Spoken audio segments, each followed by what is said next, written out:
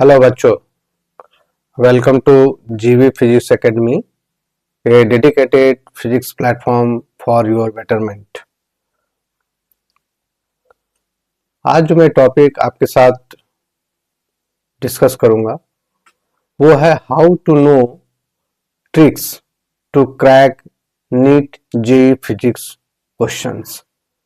बहुत सारे बच्चे ऐसे होते हैं जिनका प्रिपरेशन बहुत ही अच्छा होता है, वो अच्छा परफॉर्म की भी उम्मीद करते हैं, लेकिन जब रिजल्ट आता है तब उनका रिजल्ट उम्मीद के अनुसार नहीं होता है। वो बहुत कंफ्यूज हो जाते हैं कि आखिर उनकी गलती कहाँ पे हुई, क्या गलती किया उन्होंने। तो मैं आज इस पर डिस्कस करूंगा। हमने बहुत सारे बच्चों को ऐसा देखा है कि they are very good in preparation और वो स्कोर कर सकते थे, बट किसी कारण से वो स्कोर नहीं कर पाए। तो आज मैं उसी पॉइंट पे डिस्कस करूंगा कि आखिर स्कोर क्यों नहीं कर पाए। आज हम आपको उसके बारे में बताता हूं और होप सो कि मैं बहुत सारे पॉइंट्स आपका इस वीडियो के साथ आपका सॉल्व कर सकूं। तो चलिए स्टार्ट करते हैं कि आखिर बच्चों का परफॉर्मेंस अच्छा होने के बाद भी उनका नंबर उनकी उम्मीद के अनुसार नहीं आता है, कहाँ गलती करते हैं। तो आज मैं आपको एग्जाम्पल के साथ इसको समझाता हूं। तो होता क्या है कि जब भी आप नीट या जेईई का क्वेश्चन सॉल्व करते हैं फिजिक्स का, तो ध्यान रखिए कि क्वेश्चन दिखने में कभी आसान लगता है या क्वेश्चन दिखने में टफ लगता है। उस समय बच्चे का पहला जो रिएक्शन होता है क्वेश्चन के ऊपर, वो बहुत ही इंपॉर्टेंट होता है। अगर आप बहुत अच्छी तरह से ट्रिक को पहले से प्रैक्टिस किए होंगे तो आपके लिए क्वेश्चन सॉल्व करना बहुत ही आसान होगा। बट आपके अगर प्रैक्टिस ट्रिक के ऊपर नहीं हुआ हो और आपने बहुत अच्छा पढ़ाई की हो तो आपको लिटिल बिट कंफ्यूजन हो सकता है या takes long time to solve the question. तो सबसे इंपॉर्टेंट क्या होता है कि आपका जो हिडन ट्रिक्स होते हैं एवरी क्वेश्चन में, उसको जानना बहुत जरूरी होता है, उसको पिकअप करना बहुत ही जरूरी हो जाता है। और ये एक दो दिन से नहीं होता है, इसके लिए लगातार आपको प्रैक्टिस करना पड़ता है कि हम हर ट्रिक को कैसे पहचाने, है ना। तो चलिए आज आपको विथ एग्जाम्पल हम इस पर डिस्कस करेंगे। तो ये जो हिडन ट्रिक्स होते हैं ये कैसे क्वेश्चन में होते हैं और उसको कैसे रिजॉल्व किया जाता है, हम आपको डिस्कस कर। दूसरा जो होता है, अगर आप इन प्रिपरेशन के साथ आप ट्रिक को प्रैक्टिस नहीं करेंगे तो नेचुरली जब आप एग्जाम हॉल में सॉल्व करेंगे प्रॉब्लम को, तो वो सॉल्व करना लिटिल बिट नॉट इजी और it will take lot of time. तो इजिली और क्विकली आपको क्वेश्चन सॉल्व करने के लिए आपको ट्रिक की प्रैक्टिस होना बहुत ही जरूरी है। ओके। और अगर आपने ट्रिक को अगर सही ढंग से आपने नहीं पकड़ा, अगर उस ट्रिक को नहीं अच्छी तरह से आपने पिक किया, तो it will create a confusion in the classroom और it will take long time to solve the problem. अगर टाइम लॉन्ग हो जाता है तो आपको पता है कि आपके क्वेश्चन छूट जाएंगे, है ना। एग्जाम्पल के साथ आपसे डिस्कस करता हूं। देखिए, आज शुरू करता हूं मैं यूनिट एंड डायमेंशन, जो कि बहुत ही इंपॉर्टेंट टॉपिक है और इसके क्वेश्चंस मैं सॉल्व करूंगा आपको और सॉल्व करके बताऊंगा कि किस टाइप से इस क्वेश्चन का ट्रिक क्या था और इस ट्रिक को कैसे सॉल्व किया जा सकता है और इसको ट्रिक को कैसे यूज करके आप क्वेश्चन को जल्दी से जल्दी आप कैसे सॉल्व कर सकते हैं। तो ये क्वेश्चन जो है ये जेईई मेंस का है, 2026 का ही है। देखिए क्वेश्चन जो दिया हुआ है, consider a modify Bernoulli equation P plus a upon b t square plus rho g h plus b t plus half rho b square equal to constant. If t has the dimension of time then the dimension of a and b निकालना है आपको। ठीक है। अब इस question को अगर आप पढ़ेंगे ना तो बहुत सारे बच्चे इनको जानते होंगे, बर्नौली इक्वेशन क्या होता है। बहुत सारे बच्चों को नहीं पता होगा कि ये हाइड्रोलिक फ्लूइड मैकेनिक्स की क्वेश्चन है ना। तो सबसे पहले जो है यहाँ पर आपका कंफ्यूजन होगा कि this question is little bit different, looking different, और ये देखने में लग रहा है कि बहुत ही कॉम्प्लिकेटेड क्वेश्चन है, बट ये क्वेश्चन बहुत इजी है। अगर आपको ट्रिक पता है तो आप इस क्वेश्चन को समझ सकते हैं। पहला, बर्नौली इक्वेशन में पी इज प्रेशर, ध्यान रखिएगा ये पी प्रेशर है। अगर आप प्रैक्टिस करेंगे इस क्वेश्चन को तो आपको पता होगा पी प्रेशर होता है, ठीक है। क्वेश्चन दिखने में लॉन्ग लग रहा है लेकिन बहुत ही सिंपल और बहुत ही इजी क्वेश्चन है ना।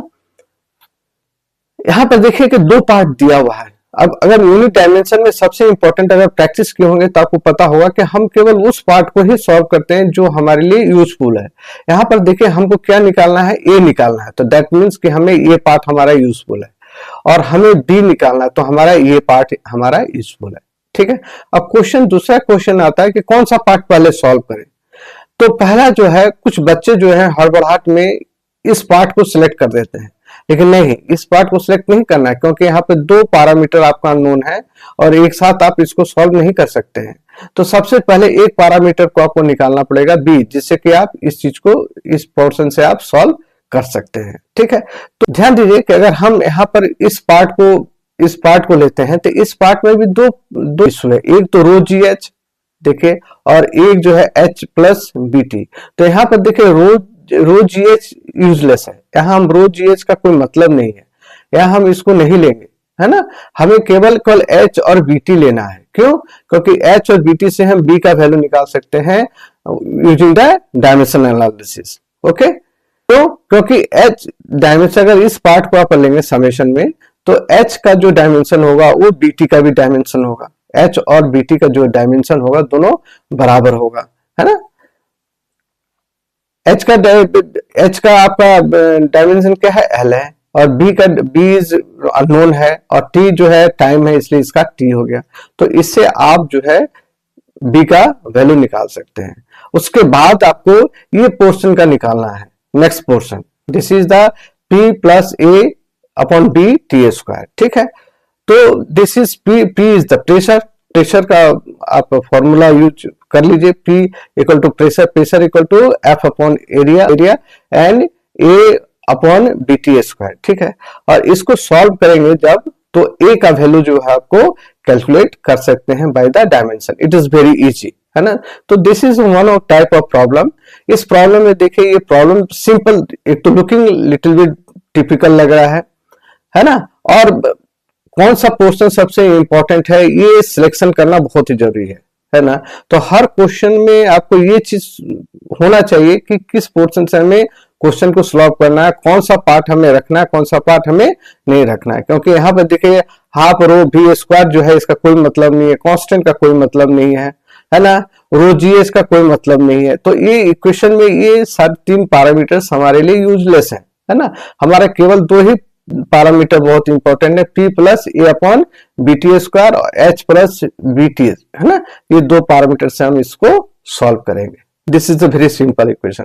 अब लीजिए एक दूसरा क्वेश्चन लेते हैं, ये भी मेंस 26 का ही क्वेश्चन है ना। इसमें कह रहा है कि एक dimension of mu naught and epsilon not, है ना, इक्वल कितना होगा। आपको निकालना है कि ए इक्वल टू आपका पोटेंशियल डिफरेंस के बराबर होगा, एल के बराबर होगा, आर होगा या सी होगा। ये दिखने में तो क्वेश्चन पहले बहुत ही सिंपल लग रहा है, अगर आप क्वेश्चन को देखेंगे तो बहुत ही सिंपल रहेगा। अब इस क्वेश्चन में बहुत देखिए, यहाँ पर उन्होंने क्वेश्चन में डायमेंशन यूज किया, तो अक्सर बच्चे क्या करते हैं जब डायमेंशन वर्ड का इस्तेमाल लिखा हुआ तो वो क्या करते हैं, म्यू का भी डायमेंशन और एप्सिलॉन नॉट का भी डायमेंशन वो निकाल देते हैं और उसके बाद वो सॉल्व करना ट्राई करते हैं। तो इसके अगर ऐसा करते हैं तो क्या प्रॉब्लम आएगी, चलिए हम इस पर डिस्कस करते हैं।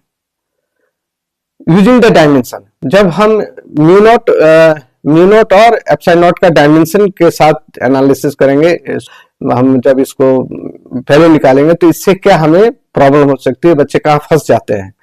तो नेचुरली एफ एल जो है म्यू नॉट, है ना, आई स्क्वायर 2 पाई आर, है ना, ये एक्चुअली कैरिंग करंट का फॉर्मूला है ना मैग्नेटिज्म में। तो इससे आपका म्यू नॉट का वैल्यू निकल गया, this is the mu naught का देखिए, म्यू नॉट का अगर आप सॉल्व करेंगे तो then this will be the dimension formula for mu naught, क्योंकि डायमेंशन लिखा हुआ है यहाँ पे, ठीक है। दूसरा जो है, आप डायमेंशन किसका लेंगे, एप्सिलॉन नॉट। एप्सिलॉन नॉट का भी आप डायमेंशन ये फॉर्मूला है, तो एप्सिलॉन नॉट का अगर आप वैल्यू निकालेंगे तो then it will be this value, and इसका जो है आपका डायमेंशन फॉर्मूला ये हो जाएगा। डायमेंशन फॉर्मूला ये है। ओके, अब दोनों को डायमेंशन फॉर्मूला तो आपने निकाल लिया। ओके, उसके बाद क्या है कि जब आप वैल्यू दोनों में पुट करेंगे, वो root under mu naught upon epsilon naught, तो दोनों का हमने डायमेंशन वैल्यू पुट किया और डायमेंशन वैल्यू दिस वन। अब यहां पे क्वेश्चन आपका जनरेट हो जाता है। अब इस क्वेश्चन को आपको कन्वर्ट करना पड़ेगा इस डायमेंशन के, ये आपका पोटेंशियल डिफरेंस का डायमेंशन है फॉर्मूला है, या एल का डायमेंशन फॉर्मूला है, आर का है या सी का है। इसके लिए आप क्या करेंगे, आप इसके लिए भी का पहले भी का आप डायमेंशन फॉर्मूला निकालेंगे, फिर आप एल का डायमेंशन फॉर्मूला निकालेंगे, फिर आप आर का डायमेंशन। ध्यान दीजिए, यहाँ पर जो क्वेश्चन है, ये जो डायमेंशन फॉर्मूला है ये आपका आर का है ना। तो आपको आर तक पहुंचने के लिए आपको वी और एल तक का आपको सॉल्व करना पड़ेगा, तब आप आ सकते हैं। तो देखिए यही ट्रिक है। अगर बच्चे ने कहीं डायमेंशन से अगर शुरू कर दिया क्वेश्चन सॉल्व करना डायमेंशन लेके, तो उसको it will take long time, इसको टाइम लग जाएगा इस वैल्यू को आर के साथ कोऑर्डिनेट करने में। समझे कि नहीं? This is the trick. ये ट्रिक बहुत इंपॉर्टेंट है। इसको कैसे सॉल्व किया जाता है, इस टाइप के क्वेश्चंस जो होते हैं, सबसे पहले जो है हम विदाउट डायमेंशन से ही शुरू करेंगे। मतलब क्या है कि हम म्यू नॉट का वैल्यू और एप्सिलॉन नॉट का जो है वैल्यू है, जो हमने यहाँ पे निकाला है। देखिए यहाँ पे हमने जो निकाला है दिस वैल्यू, ये इसको हम सीधे पुट कर देंगे यहाँ पे। ठीक है, एप्सिलॉन नॉट वैल्यू निकाल देने के बाद क्या है, ये दिस द वैल्यू सॉल्व करेंगे एंड ये आपका आ जाएगा दिस इज द वैल्यू। ये वैल्यू आपका यहाँ पे आपका सॉल्व करने के बाद आ जाएगा। दोनों का फॉर्मूला ले चल रहे हैं, यहाँ डायमेंशन अभी नहीं यूज कर रहे हैं। अब ध्यान दीजिए कि यहाँ पर इसको सॉल्व करते ही आपको दो चीज माइंड में आ जाएगा। यहाँ पर हम डायमेंशन का इस्तेमाल करेंगे क्योंकि ध्यान दीजिए इस पोर्शन में आर और कैपिटल एल, अगर हम डायमेंशन एनालिसिस दोनों नलिफाई हो जाएंगे, है ना। तो हमारे लिए ये दोनों पोर्शन बहुत ही इंपॉर्टेंट है, F R upon Q L. और एफ आर क्या होता है, फोर्स इंटू डिस्टेंस। ध्यान दीजिए ये डायमेंशन एनालिसिस में है, फोर्स इंटू डिस्टेंस मतलब वर्क हो गया, है ना। और उसके अगर आप क्यू से डिवाइड कर देते हैं, this is a work, F R is a work, है ना। This value is equal to work हो गया। और क्यू, अगर क्यू से अगर डिवाइड कर दें तो then this will be equal to potential difference हो गया। ठीक है, तो क्या हो गया, पोटेंशियल डिफरेंस अपॉन, अगर आप इस वैल्यू को अगर यहीं पे यहाँ पर इसी फॉर्मूले पे आप बढ़ सकते हैं, इसका वैल्यू क्या होगा, वी अपॉन आई मतलब आर। ये ऑप्शन आपको निकल गया। ये ट्रिक बहुत ही इंपॉर्टेंट है, ये केवल प्रैक्टिस से होता है। ध्यान दीजिए, ये कोई ऐसे किताबों में नहीं मिलेगा कि हर क्वेश्चन का ट्रिक क्या होता है। ये एक कॉमन सेंस डेवलप हो जाता है बच्चों में। जो बच्चे क्रैक करते हैं उनमें प्रॉब्लम सॉल्व करते करते एक कॉमन सेंस डेवलप हो जाता है कि हमें इस क्वेश्चन को कैसे सॉल्व करना है, सो दैट हम कम समय पे क्वेश्चन को सॉल्व करें और राइट आंसर हम निकाल सकें। ये फॉर एग्जांपल आप ध्यान दीजिए कि practice make mans perfect. Okay, तो ये प्रैक्टिस से होता है और ये प्रैक्टिस बहुत कराना बहुत ही जरूरी हो जाता है। ठीक है, 5 या 10 सेकंड में आप इस क्वेश्चन को सॉल्व कर सकते हैं। लेकिन अगर डायमेंशन, इन्होंने जो डायमेंशन दिया हुआ है, इस डायमेंशन से अगर आप प्रॉब्लम को सॉल्व करेंगे तो it will be take more than 1 minute. 1 minute से भी ज्यादा समय आपको ले लेगा। लेकिन अगर इस करेंगे तो विथिन 10 सेकंड टू 15 सेकंड के अंदर आप क्वेश्चन को सॉल्व करके आंसर निकाल सकते हैं। This is the trick.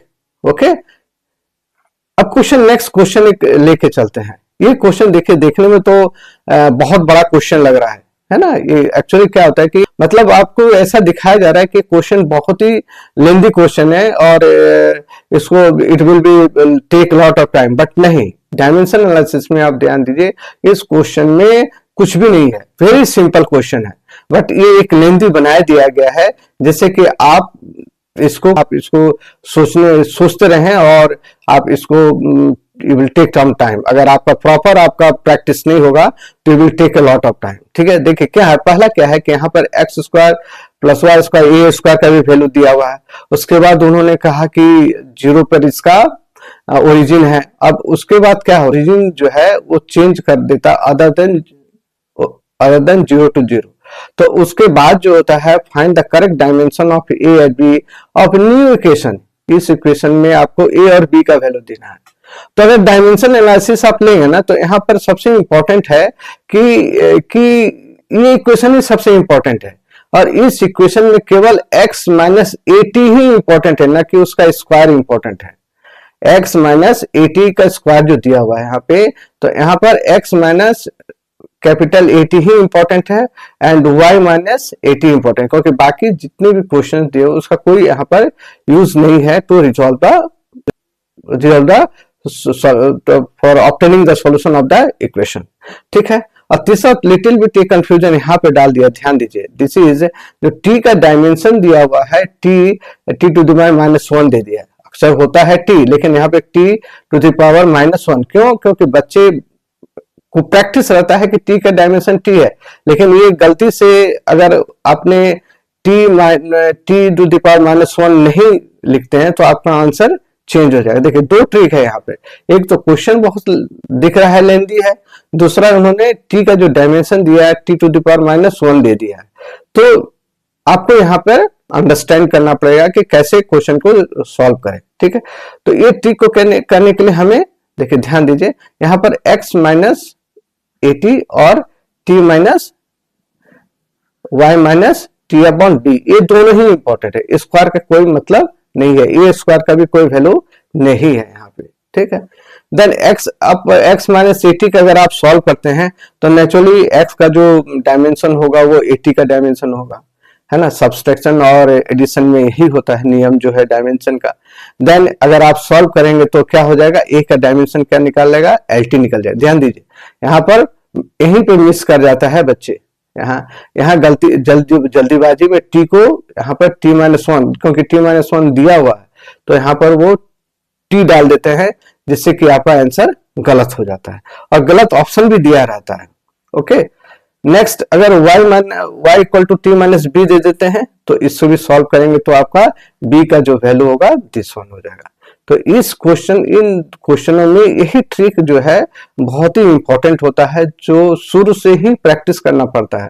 और अगर आपका ट्रिक का भी प्रैक्टिस बहुत अच्छा रहता है और आपका न्यूमेरिकल प्रॉब्लम सॉल्व ज्यादा से ज्यादा करते हैं तो आपका होना निश्चित हो जाता है ना। आपसे कहूंगा कि प्लीज सब्सक्राइब माय चैनल, मैं आगे भी बहुत सारे पोस्ट करने जा रहा हूं आपके कमिंग एग्जाम को देखते हुए, है ना। So any query please call me or mail me or join my group so that we can discuss your problem, और जो भी हम आपको एक से एक सॉल्यूशन आपको दे सकते हैं, है ना। सो अगर आपके कोई भी बच्चा 11th में ज्वाइन करना चाहता है, selection your batch is open, please join me और सब्सक्राइब जरूर करें और व्हाट्सएप में मुझे मेरे व्हाट्सएप चैनल को जरूर सब्सक्राइब करें और मेरे व्हाट्सएप ग्रुप को पे आप आए सो दैट हम आपके बहुत सारे प्रॉब्लम्स को रिजॉल्व कर सके। कमिंग डेज में हम और भी वीडियो आपको